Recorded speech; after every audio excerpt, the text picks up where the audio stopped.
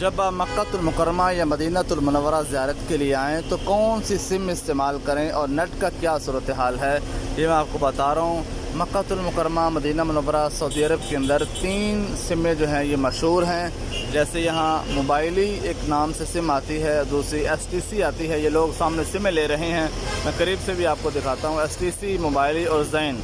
मक्कातुल मुकर्रमा और मदीनातुल मुनव्वरा के अंदर सबसे अच्छा नेटवर्क जो है ये STC और मोबाइली का है। ये दोनों सिमें आप ले सकते हैं और इसमें आपको GP पैकेज भी मिल जाएगा, 10 GB और 18 GB।